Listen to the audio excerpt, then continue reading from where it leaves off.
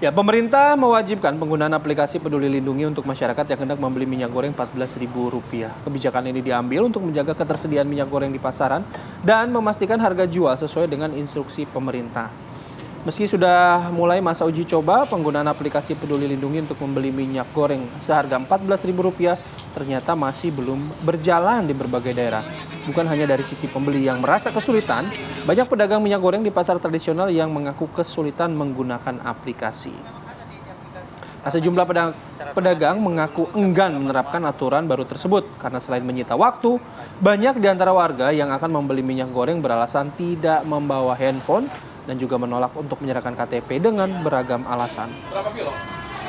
300 kilo. Jadi ini pembelian minyak goreng curah ya, harus menggunakan Peduli Lindungi. Kita akan langsung melihat bagaimana pantauan di Pasar Kramat Jati, Jakarta. Sudah ada rekan kami, Gita Iha. Selamat pagi, Gita. Bagaimana mungkin respon juga dari masyarakat atau pembeli di sana mengetahui adanya informasi ini? Silakan, Gita. Ya, selamat pagi Kamarati, Bayu dan juga pemirsa. Hari ini merupakan hari keempat sosialisasi dan juga uji coba kebijakan pemerintah yang mengharuskan para pedagang dan juga pembeli untuk membeli minyak goreng menggunakan aplikasi Peduli Lindungi. Dan sekarang saya sudah berada di salah satu pasar, yakni Pasar Kramat Jati, Jakarta Timur. Kita akan mengecek Kamarati dan juga pemirsa apakah di hari keempat ini memang sudah efektif atau belum kebijakan tersebut. Karena kita tahu biasanya untuk kebijakan pemerintah hari pertama, hari kedua, hari ketiga mungkin ada kendala penyesuaian. Nah, bagaimana dengan hari keempat ini? Masih adakah kendala? Kita langsung saja bertanya. Kayak saya sudah berkeliling beberapa toko, namun baru ketemu satu toko di sini yang menjual minyak goreng curah dengan memperlakukan KTP ataupun juga scan barcode melalui Peduli Lindungi. Sudah ada dengan saya Mas Ganjar. Selamat pagi Mas Ganjar. Pagi Mbak. Iya. Mas, ini kan hari keempat ya Mas ya, sosialisasi pembelian minyak goreng dengan barcode. Sejauh ini bagaimana Mas? Banyak yang beli pakai barcode atau gimana Mas? Kayaknya belum sih. Karena kendalanya di sini pertama sinyal. Keduanya juga ibu-ibu kebanyakan di sini nggak bawa HP itu. Terus keduanya ibu-ibu itu jarang nggak bisa main aplikasi tentang masalah kayak gini. Ya. Terus bagaimana kalau mereka mau beli? Ya sementara saya nerapin 2 metode. Yang pertama itu pakai KTP sama barcode. Kalau nggak bisa main pakai barcode, ya kita mintain KTP. Rata-rata pada memberikan KTP juga? Ya rata-rata pada memberikan. Karena udah biasa sih sekarang. Udah pada tahu lah. Sampai hari keempat ini Mas pernah merasa kesulitan nggak Mas dari hari pertama? Dari hari pertama, kalau pertama mah pasti sulit karena gimana ya, orang-orang belum pada tahu sih. Kalau sekarang udah mulai pada paham, udah tahu itu ya, kendalanya cuma sinyal kalau barcode. Kalau KTP nggak ada kendala. Kalau untuk setiap pembeli, Mas sendiri menawarkan atau memberitahu nggak di sini kalau beli harus pakai KTP, kalau nggak barcode? Kalau di sini ya saya kasih tahu kalau nggak bisa pakai barcode ya pakai KTP.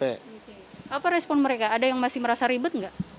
Pasti masih ngerasa ribet karena kenapa ya? Ibu-ibu itu tahu sendiri lah, kalau ibu-ibu itu pengennya cepat sama ini layanannya. Kalau pakai ini katanya ribet, kadang kan nggak bawa HP lah, ada alasannya nggak bawa KTP lah, kayak gitu. Dibatasin nggak Mas, misalnya satu orang yang beli pakai satu nik 10 kg atau 10 liter maksimalnya? Kalau di sini dibatasin, minimal itu satu KTP itu 10 liter. Terserah sih mau ngambil 2 liter boleh, 3 liter boleh, 4 liter boleh, apa kiloan juga boleh. Untuk yang beli pakai KTP, Mas sendiri mendata, dan data itu apakah harus dilaporkan ke pemerintah juga Mas? Kalau datanya ada, ntar diinput ke aplikasi WP, Warung Pangan.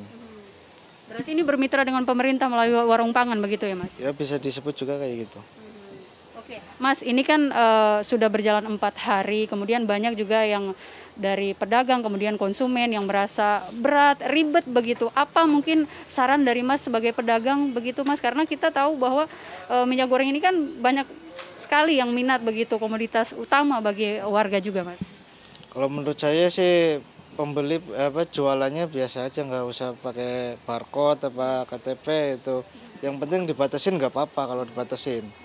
Yang penting ada aja stoknya. Jadi pembelinya biar enakan gitu, yang jual juga enak. Berarti sampai hari keempat ini juga beli yang pakai barcode masih kurang begitu ya Pak? Kalau pembeli pakai barcode itu kurang. Banyakan di sini langganannya itu ibu-ibu sama orang tua lah. Jadi jarang bawa HP itu. Paling KTP yang saya mintain.